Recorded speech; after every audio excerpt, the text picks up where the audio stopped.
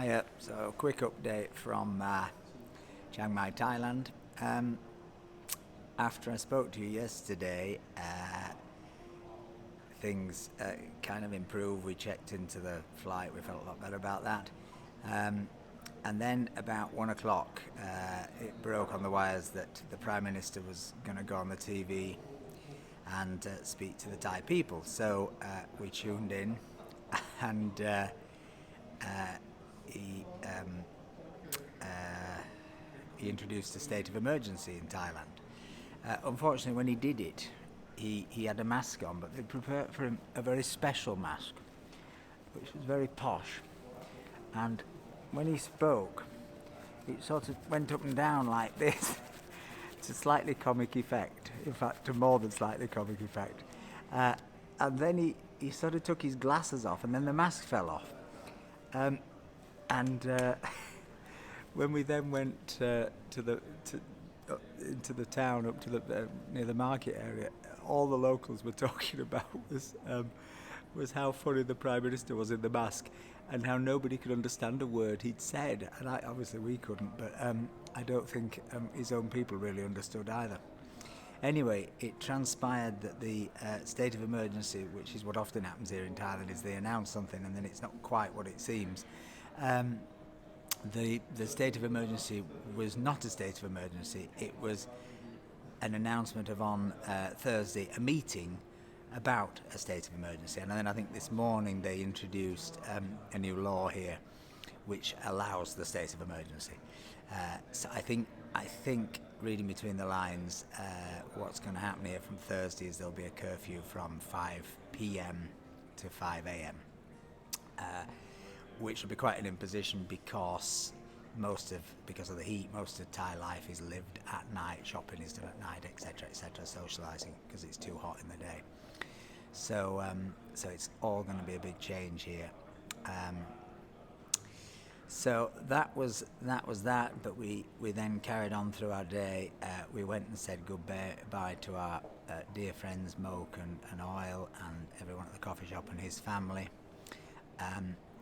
By that point, I was tired, emotional, and doing a lot of weeping, which was slightly embarrassing because I think they kind of thought, why has he been so over the top? But I think we just slept so badly in the end. There's nothing worse than not sleeping for shredding your nerves and all the rest of it. Anyway, that was that. Then they very kindly brought us some food round because we were all going to have a meal together to say goodbye, but we couldn't because we didn't want to mix with the parents and we wanted to socially distance and all of that. So they brought us a lovely tom yum soup and papaya salad, and we sat at home and had that. And then we took a last walk round Chiang Mai, which was absolutely like a grave. There was nobody out, there was no shops, no lights on. It was very much a sort of blackout feel. And I think that's how it's going to stay here for quite some time once the state of emergency kicks in, because the numbers of infections are rising at a rapid rate here as they are in other parts of the world. Anyway, we went to bed and expected some ghastly news alert in the middle of the night that changed everything. Thankfully, we woke up this morning, nothing had changed. Moat very kindly came at 5:45 a.m, picked us up.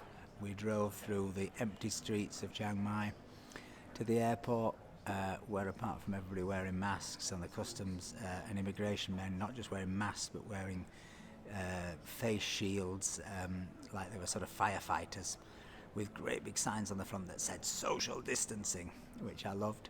But apart from that, everything really feels like normal. And you sort of, I'm sat now in the airport lounge, and you go, what the hell was the fuss about?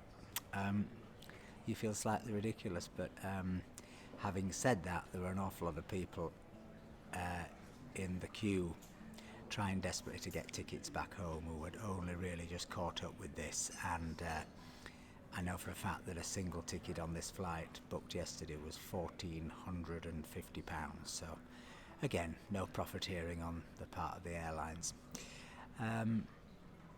Anyway, hopefully everything's going to go fine, and providing we can change in Doha and carry on to London, which I can't see why we wouldn't. We should be back in London in about 20 hours time.